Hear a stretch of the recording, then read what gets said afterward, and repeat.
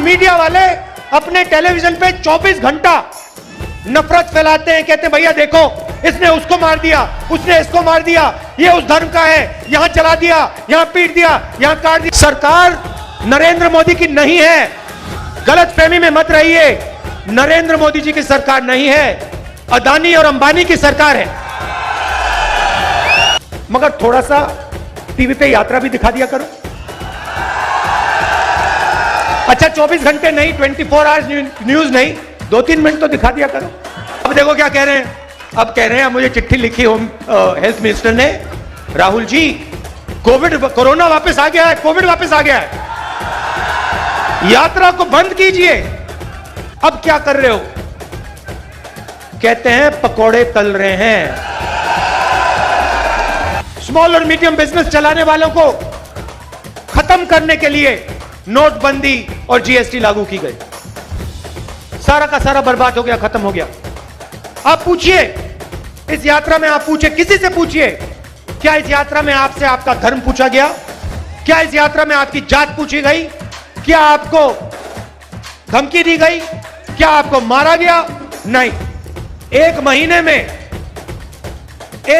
में इनके हजारों करोड़ रुपए को जला दिया मैंने।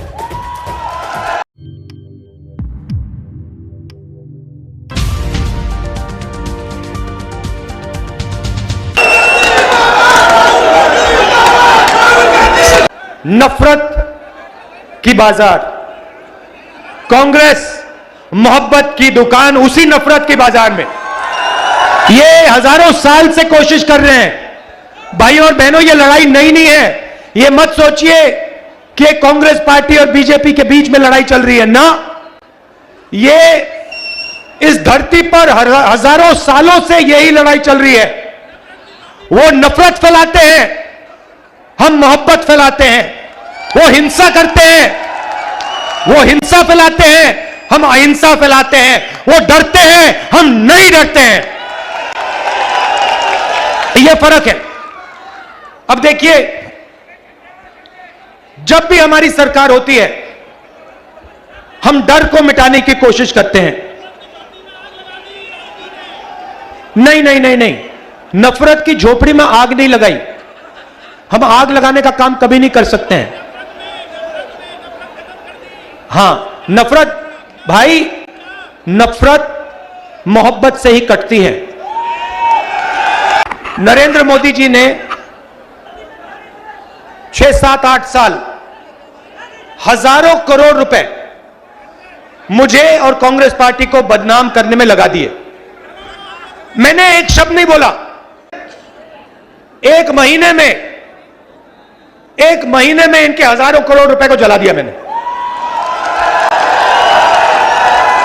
क्यों? क्योंकि पूरे देश को दिखा कि इस व्यक्ति के दिल में इस देश के लिए, इस तिरंगे के लिए, किसानों के लिए, मजदूरों के लिए सिर्फ मोहब्बत है और कुछ है ही नहीं। प्रेस के मित्रों कहा, मगर ये मित्रों का काम नहीं करते हमारे साथ। मगर थोड़ा सा टीवी पे यात्रा भी दिखा दिया करो। अच्छा 24 घंटे नहीं, 24 आवर्स न्यूज नहीं, 2-3 मिनट तो दिखा दिया करो। हिंदुस्तान की जनता क्या कह रही है, थोड़ा दिखा दो। आप 24 घंटा अंबानी जी और अदानी जी की बात रखते हो, जनता की भी रख दो 2 मिनट। अब देखो क्या कह रहे हैं, अब कह रहे हैं मुझे चिट्ठी लिखी होम हेल्थ मिनिस्टर ने, राहुल जी कोरोना वापस आ गया है, कोविड वापस आ गया है, यात्रा को बंद कीजिए, यात्रा को बंद कीजिए। अच्छा, बाकी हिंदुस्तान में पब्लिक मीटिंग जितनी करानी करा लो, बीजेपी करा सकती है, मगर जहां भारत जोड़ो यात्रा चल रही है वहां पे कोरोना और कोविड है। युवाओं से पूछता हूं, क्या पढ़ा तुमने? कहते हैं इंजीनियरिंग की, कोई कहता है डॉक्टर बनना चाहता हूं, कोई कहता है मैंने आईएएस की तैयारी की। अब क्या कर रहे हो? कहते हैं पकोड़े तल रहे हैं,